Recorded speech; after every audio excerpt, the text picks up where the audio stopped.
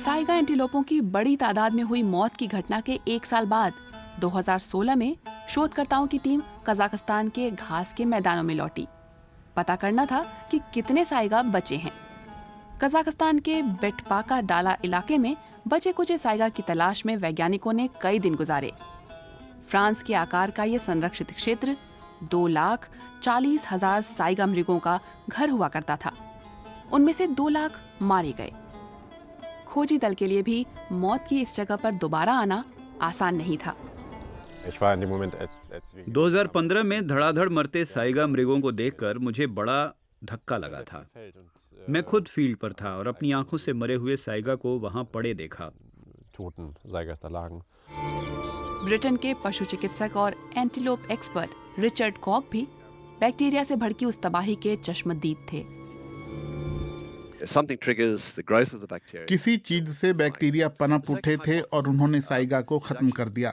दूसरी दलील पास्टियूरेला बैक्टीरिया से जुड़ी है, जो जानवर के भीतर पहुंचकर नुकसान पहुंचाता है, और इसमें अमीबा का भी रोल है। बैक्टीरिया से संक्रमित होकर अमीबा मई के गीले मौसम में सक्रिय हो जाता है और बैक्टीरिया भी हरकत में आ जाते हैं और घास चरते समय जानवर उसे निगल लेते हैं और मारे जाते हैं।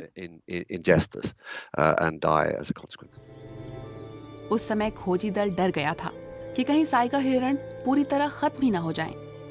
लेकिन जो हुआ उससे हर कोई हैरान था। घास के मैदानों में आया बेबी बूम।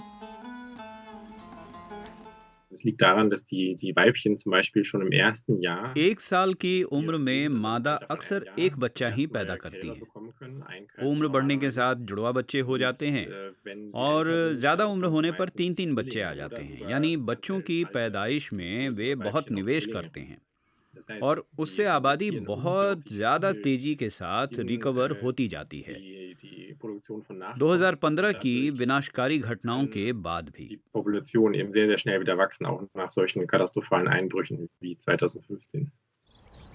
शोधकर्ताओं का अंदाजा है कि साइगा की संख्या फिर से 2.5 लाख हो गई होगी।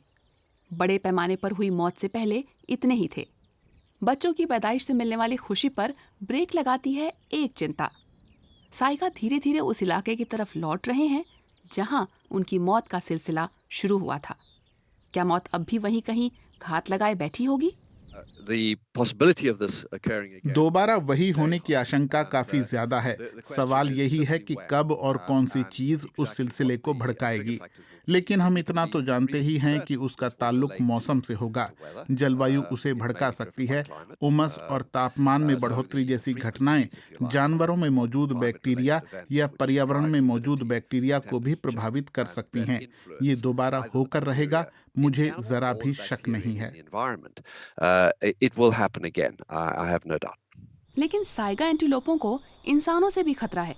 तस्कर साइगा का शिकार करते हैं और चीन ले जाते हैं, जहां उनके सींगों की जख्म भरने की खासियत के कारण भारी मांग रहती है। साइगा का रिहायशी इलाका भी सिकुड़ रहा है। कजाकिस्तान में साइगा के 3 बड़े आबादी वाले समूहों का बसेरा है। देश के पश्चिम में उराल समूह के एंटीलोपों का ठिकाना है। उज़्बेकिस्तान से लगी सीमा में उस्ट्यूट समूह का और सबसे बड़ा बेटपाक डाला समूह देश के बीचों बीच रहता है। साइगा के झुंड साल भर आना जाना करते रहते हैं। कजाक सरकार कैस्पियन सागर और राजधानी नूर सुल्तान के बीच बेटपाक डाला से होता हुआ एक हाईवे बनाना चाहती है, जबकि सुदूर उत्तर में वैकल्पिक रूट मौजूद है। तमाम आवाजाही से यहाँ तक कि बहुत दूर से आती कारों को देखकर भी साइगा इतने परेशान हो जाते हैं कि भाग खड़े होते हैं।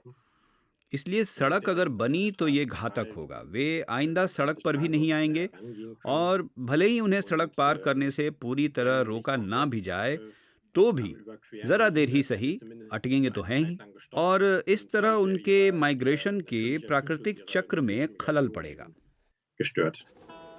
साइगा एंटीलोप फिलहाल पूरी तरह गायब होने से बच गए हैं, लेकिन आगे चलकर कजाकिस्तान की ये हरी भरी जन्नत अगर सलामत रह पाई तभी उनकी जिंदगी भी कायम रह पाएगी।